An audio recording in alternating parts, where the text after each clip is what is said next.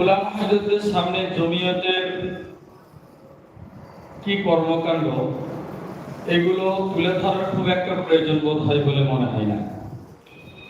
বিশেষ করে আমরা যারা দেওবন্দি ঘরানার মানুষ বা দেওবন্দি মাদ্রাসার পড়াশোনা করেছি, আমরা ছোট থেকে যখন আমরা নিজেদেরকে বুঝতাম না, তখন আমরা সেই জমিয়তের ঝান্ডা নিয়ে আমরা ছুটতাম। তখন কিন্তু আসলে জমিয়ত কি করে, জমিয়ত খায় না মাখে না পরে, তখন আমাদের এই বোধগম্যটা ছিল না। কিন্তু সেই সময় আমরা তখন ওই নুরানি করতাম আলিফ বা তাসা, তখন এই জমিয়তের ঝান্ডা নিয়ে আমাদের মাদ্রাসার একটি ছাত্র একটি তারানা শোনা ছিল, জমিয়তের ঝান্ডা নিয়ে আগিয়ে সবাই চলো। এই ঝান্ডা এই তারানা তখন আমরা শুনে আমরা এই জমিয়ত নিয়ে ছুটতাম। আস্তে আস্তে যখন ধাপে ধাপে যখন আমরা বড় হচ্ছি, তখন আমরা জমিয়ত কি বুঝতে শিখছি, জানতে শিখছি। শেষ পর্যায়ে এসে জানতে পেরেছি জমিয়ত এমন একটি সংগঠন, যে সংগঠন ভারতবর্ষে তখন কোনো সংগঠন ছিল না, সেই সময় জমিয়তের সংগঠন। আর এই সংগঠন কারা তৈরি করেছে?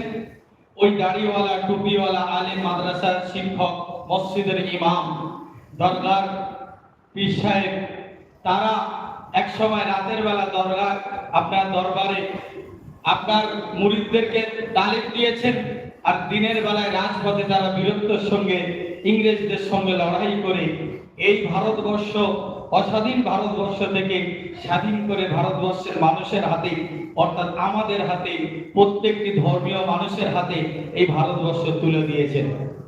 লাখো লাখো উলামা হযরত শহীদানের প্রতিদান হচ্ছে এই ভারতবর্ষ। আর যারা শহীদ হয়েছেন যে উলামা হযরত, তাদের সংগঠনের নাম হচ্ছে জমিয়ত উলামা হিন্দ। দীর্ঘদিন ধরে ভারত স্বাধীনের পূর্বে থেকে 1919 সাল থেকে নিয়ে আজ এই 2025 পর্যন্ত জমিয়ত আজও ভারতবর্ষের আনাচে কানাচে কাজ করে আসছে। বলছিলেন আমাদের শাহিদ ভাই যে আসামের মুখ্যমন্ত্রীর কথা, এই কদিন আগে একটি বিজ্ঞপ্তি দিয়েছে যে আমাদের জমিয়তের বর্তমান যিনি সভাপতি হযরত মাওলানা হযরতের ব্যাপারে বলছিলেন যে মাহমুদ মাদানী তাকে যদি দেখতে পাই বাংলাদেশে পাঠিয়ে দেব।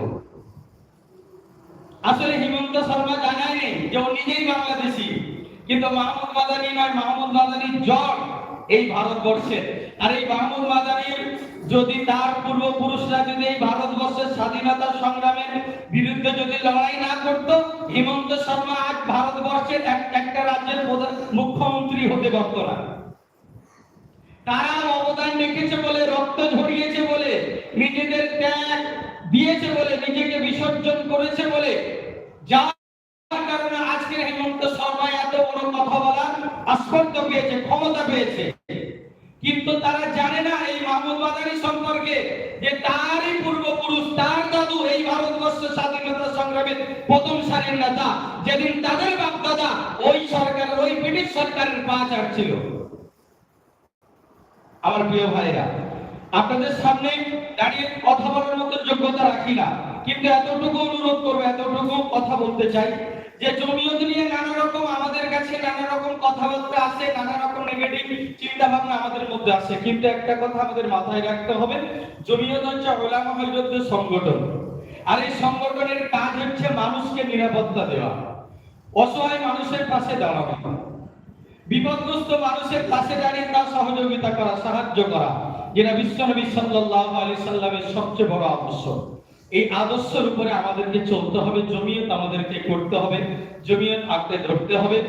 আমরা আজকে নির্বাচনী সভায় যে পদে আমরা আসীন হব, এটা তো উপর থেকে ফয়সালা, সেটা বড় কথা নাই। কিন্তু বড় কথা হচ্ছে এটাই, যারাই আমরা দায়িত্বে আসবো, আমরা যেন আজকের এই মঞ্চ থেকে, এই নির্বাচনী সভা থেকে আমরা অঙ্গীকার করতে হতে পারি যে আমরা মংরাহাট 1 নম্বর ব্লককে আমরা মডেল হিসাবে আমাদের জেলাকে দিতে পারি, আমাদের জেলা যেন মডেল হিসাবে রাজ্যকে উপহার দিতে পারে, আমাদের রাজ্য যেন মডেল হিসাবে কেন্দ্রকে দিতে পারে।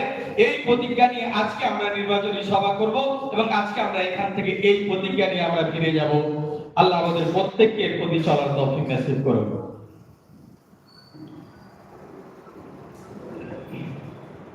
ধন্যবাদ মাওলানা সাহেবকে। এখন আপনাদের সামনে